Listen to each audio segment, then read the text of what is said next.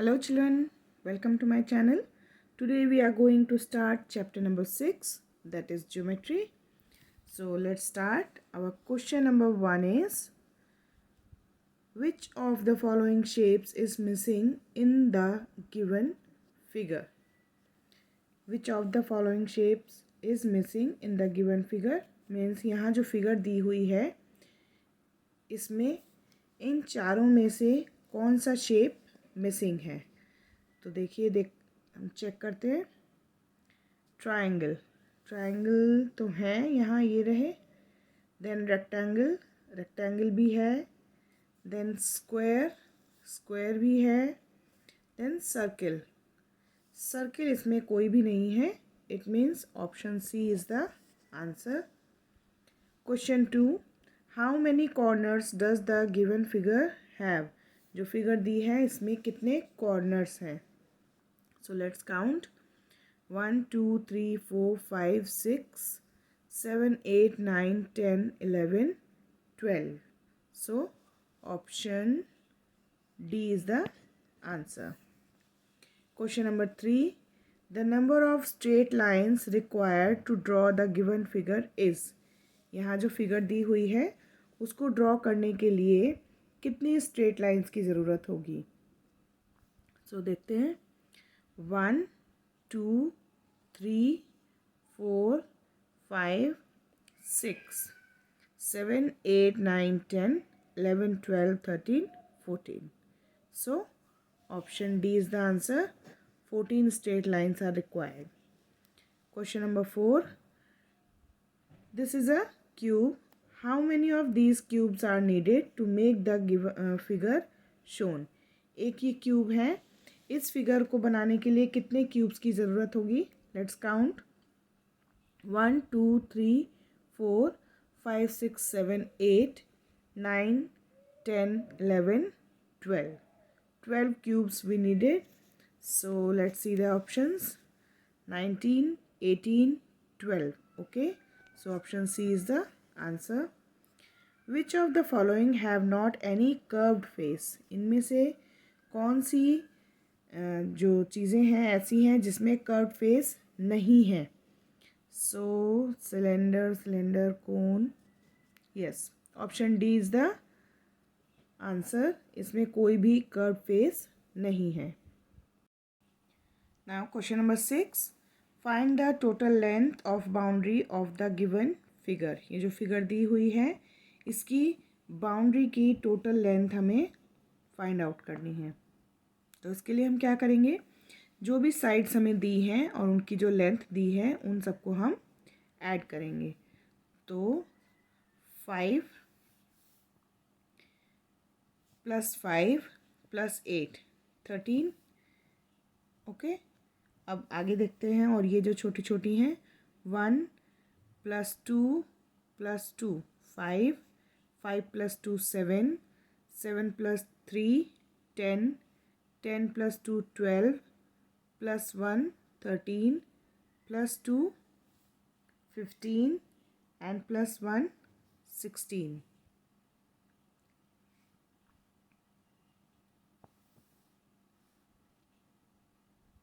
(18 + 16 is equal to 34. So option A, B. Option B is the answer. Now next question. Which of the following object is the best example of a cone? इनमें से कौन सी चीज़ कोन का best example है? So option D is the answer. Name the shape of shaded face. इस figure में जो shaded face है उसका शेप हमें बताना है। सो स्क्वायर, सर्किल, पेंटागन और triangle. This is square. So option A is the answer. Question number 9, which of these have exactly 5 corners? इनमें से किसके एग्जैक्टली 5 कॉर्नर्स हैं? यहाँ 1 2 3 4 5 0 1 2 3 4 1 2 3 4 5 6. So option A is the answer. 5 corners are there. There are dash slanting lines in the given figure. इस figure में कितनी slanting lines हैं ये हमें बताना है। slanting माने जो तिरछी होती हैं। Okay, so let's count. 1 2 3 4 5 6 7 8 9 10 11 12 13 14 15 16 17 18 19 20 21 22 23 24 25 26 27 28. So option D is the answer. Question number 11. Which of the following pair of figures look exactly the same? इनमें से कौन सी फिगर ऐसी है जिसमें दोनों चीज़ें एकदम सेम हैं? तो अगर हम ध्यान से देखें तो ऑप्शन ए इसका आंसर है, क्योंकि इसमें दोनों स्टार सेम साइज़ के हैं। अदरवाइज़ हर फिगर में एक छोटा है एक बड़ा है। Now question number 12. Which of the following is made up of straight lines only? इनमें से कौन सी फिगर ऐसी है जो सिर्फ स्ट्रेट लाइन्स से मिलकर बनी है? स्ट्रेट माने जो केवल सीधी लाइन से बनी है। नो, यस, यही एक फिगर है जिसमें कोई भी कर्व लाइन नहीं है, बाकी तीनों फिगर्स में कर्व लाइन है। So option B is the answer. Question number 13. How many flat faces does the given figure have? यहाँ जो फिगर हमें दी है इसमें कितने फ्लैट फेसेस हैं? So let's count. 1 और ये 2 और एक ये नीचे 3, एक ये 4 एंड एक ये 5. A 6, B 5. So option B is the answer. Question number 14. How many corner points are there in the given figure? इस फिगर में कितने कॉर्नर पॉइंट्स हैं देखते हैं. यहाँ से स्टार्ट करते हैं. 1 2 3 4 5 6 7 8 9 10 11 12 and 13 14 15 16 17 18 19 20 21 22 23 24. So option A is the answer. Question number 15. How many triangles are there in the given figure? ये जो फिगर दी है इसमें कितने ट्राइंगल्स हैं ये हमें फाइंड आउट करना है. So let's count carefully. ध्यान से देखेंगे कितने ट्राइंगल्स हैं. 1 2 3 4 5 6 7 8 9 10.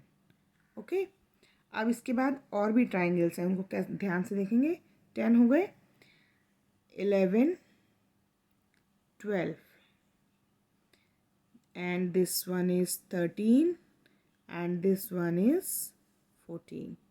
So option D is the correct answer. Find the total length of boundary of the given square. यहाँ स्क्वायर दिया है, इसकी पूरी बाउंड्री की हमें लेंथ, टोटल लेंथ मालूम करनी है. स्क्वायर के बारे में तो हम सब जानते हैं कि जो चारों साइड्स होती है, all the 4 sides are equal. चारों साइड्स इक्वल होती हैं. यहाँ भी हमें दिखाया हुआ है 4 सेंटीमीटर 4 सेंटीमीटर 4 सेंटीमीटर 4 सेंटीमीटर. तो बाउंड्री की लेंथ हमें फाइंड आउट करनी है, यानी सबको ऐड करना है. तो इसके लिए हम 4 × 4 कर सकते हैं. आंसर आएगा 16 centimetre. So option C is the answer. Question number 17. Which of the following cannot be used to draw any of the given shapes? यहाँ जो शेप्स दी हुई हैं ये दोनों, उनको ड्रॉ करने के लिए इनमें से किस चीज़ की ज़रूरत नहीं है? इन दोनों फिगर को ड्रॉ करने के लिए इन चारों में से किस चीज़ की ज़रूरत नहीं पड़ेगी? वो है book. Option B is the answer. Question number 18. Select the correct statement. सही स्टेटमेंट को हमें चूज़ करना है. A cube has 6 faces. Yes. A cuboid has 6 faces. Yes, it is also true. A sphere has 1 face. Yes, it is also correct. All of these. So option D is the answer. All the 3 statements are correct. The number of triangles formed in the given figure is. जो figure दी हुई है इसमें कितने triangles हैं ये हमें find out करना है. सो बहुत ध्यान से इसको काउंट करेंगे. 1 2 3 4 5 6 7 8 9, ओके। एंड ये सबसे बड़ा 10, उसके बाद 11 12 and this one is 13, okay. So option A is the answer. Now which of the following is a 3D shape? इनमें से कौन सी 3D शेप शो हो रही है? ये तो रेक्टेंगल है, ट्रायंगल है, सर्किल है और ये कोन है. So option D is the answer. Now Komal put some shapes into the group shown. Komal कुछ शेप्स को एक सर्किल के अंदर ग्रुप कर देती है. Using the rule all sides of the shapes are of the same length. अब एक रूल दिया है हमें किसी शेप के लिए कि all the sides of the shapes are of the same length, कि इसमें हमें एक फिगर और ऐड करनी है इन चारों में से. लेकिन वो फिगर कौन सी होनी चाहिए? जिसके सारे साइड्स इक्वल हों. All sides of the shapes are of the same length. Same length की सारी साइड्स हों. तो कौन सी शेप की लेंथ सारी सेम होती हैं? स्क्वायर की. So option A square is the correct answer. Now question number 22. A basketball court is like a rectangle 20 meters long and 10 meters wide. एक बास्केटबॉल कोर्ट है कुछ इस तरह का जिसकी लेंथ है 20 मीटर एंड विड्थ है 10 metre. What is the total sum of its lengths and breadths? इसकी दोनों लेंथ और दोनों ब्रेड का टोटल सम क्या होगा? उसके लिए क्या करेंगे ये हम देखते हैं. रेक्टेंगल में ऑपोजिट साइड्स इक्वल होती हैं. तो ये साइड इसके इक्वल है, इट मीन्स ये भी 20 है. ये साइड इसके इक्वल है, इट मीन्स ये भी 10 है. तो इन दोनों का सम करेंगे और उसको 2 से मल्टीप्लाई कर देंगे. 20 + 10 is equal to 30 and into 2 is equal to 60. So option C is the correct answer. Now question number 23. Vinita makes a hut as shown. How many horizontal lines did she make? Horizontal lines means जो sleeping line होती हैं, जो इस तरह से draw होती हैं, वो होती हैं हॉरिजॉन्टल लाइंस. तो हमें देखना है कि इस फिगर में कितनी हॉरिजॉन्टल लाइंस हैं. 1 2 3 4 5 6. Okay. So option D is the answer. Question number 24. A playground is in the form of a square. एक प्ले ग्राउंड है जो कि एक स्क्वायर की फॉर्म में है. The sum of all sides of the playground is 32 metre. अगर हम सारी साइड्स की लेंथ को ऐड कर देते हैं तो उसका सम आता है 32 metre. So find the length of its side. तो इसकी साइड की हमें लेंथ फाइंड आउट करनी है. हमारे पास क्लू क्या है कि जो प्ले ग्राउंड है वो एक स्क्वायर की शेप में है और हम जानते हैं कि स्क्वायर की चारों साइड्स इक्वल होती हैं. सो 32 को हम 4 से डिवाइड करेंगे, आंसर आएगा 8. So 8 metre is the answer. Now question number 25. 3 types of juice packing are available in a shop. एक शॉप में जूस अवेलेबल था. 3 टाइप्स ऑफ पैकिंग, 3 तरह की पैकिंग में. Geeta wants to buy a juice with cylindrical shape packing. Geeta को cylindrical shape में जो juice packing थी वो चाहिए थी. Which of the following juice packing can she buy. तो इन तीनों में से वो कौन सा जूस पैकिंग खरीद सकती है? सिलेंड्रिकल शेप की कौन सी है? Q. So option A is the answer. Now question number 26. Which of the following statement about a square is true. एक स्क्वायर के बारे में अगर बात करें तो इनमें से कौन सा स्टेटमेंट सही है? लेट्स सी क्या क्या है statement. 2 sides are longer than the other 2 sides. No. 1 side is shorter than the other side. No. All 4 sides are of different length. No. All 4 sides are of equal length. Yes. In a square all 4 sides are of equal length. So option D is the answer. Question number 27. Match the following shaded face to the names of the shape. इधर figure दिए हमें जिसमें shaded portion दिखाए हैं और इधर उनके नाम दिए हैं, हमें उनको उसके साथ मैच करना है. सो पी में जो फेस शेड है उसका शेप क्या है, स्क्वायर। सो पी के साथ हुआ, पी के साथ जाना चाहिए 3। देन क्यू में ये जो शेप है, अगर हम सिलेंड्रिकल शेप इसको ले रहे हैं तो इसकी ये जो फेस शेड है वो हमें रिजेंबल करता है रेक्टेंगल से। सो क्यू के साथ 1। देन कोन का जो ये फेस शेडेड है ये रिजेंबल करता है एक ट्रायंगल से। सो आर के साथ है 4। एंड जो सिलेंडर है इसका जो बेस है ये शेडेड है, जो दिखाई देता है सर्किल की तरह। तो एस के साथ है 2। अब हम देखेंगे इसमें से कौन सा ऑप्शन है। पी के साथ 3 है, तो 1 3 3 2 ही हैं पी के साथ जिसमें 3 हैं। आगे का देखते हैं, Q is equal to 1। So Q 1 इसमें भी है, इसमें भी है। आर 4, सो ऑप्शन बी जो है वो हमारे आंसर से मैच करता है। So option B is the answer. Now question number 28, who am I. हमें बताना है, यहाँ क्लूज दिए हैं, उसकी हेल्प से बताना है कि कौन है। I have a plane base, मेरा एक बेस प्लेन होता है। I have a curve face, मेरा एक फेस कर्व्ड है। आई हैव 1 कॉर्नर पॉइंट, और मेरा एक कॉर्नर पॉइंट है। तो कौन सी शेप में हमें एक कॉर्नर पॉइंट दिखाई दे रहा है, बी में। So option B is the answer. Question number 29, which of the following is correct on the basis of given figure. यहाँ जो फिगर दी है इसके बेसिस पे इनमें से कौन सा स्टेटमेंट करेक्ट है। Number of standing lines is 18। Let's see कितनी स्टैंडिंग लाइन्स हैं।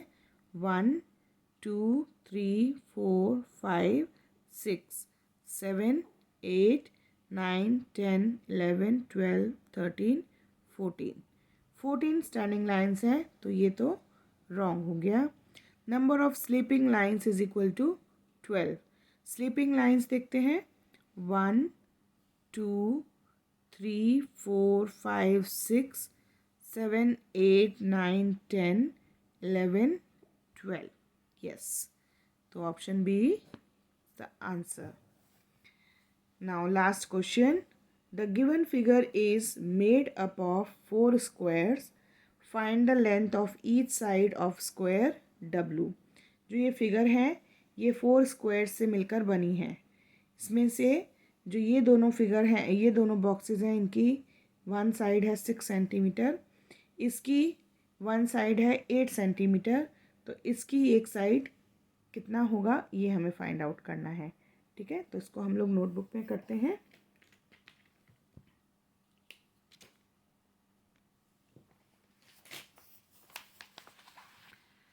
हमें दिया हुआ है कि W plus X plus Y plus Z is equal to 34 centimetre.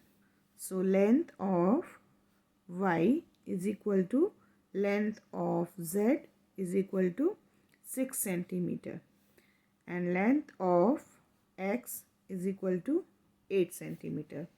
Therefore, length of W is equal to 34 minus 8 plus 6 plus 6 centimeter. 34 minus 20 centimeter is equal to 14 centimeter. So length of W is 14 centimeter. Let's see, 90 12 94 14. So option D is the correct answer. So today we have completed the chapter 6. In our next video we will start with chapter number 7, that is data handling. Till then, bye bye.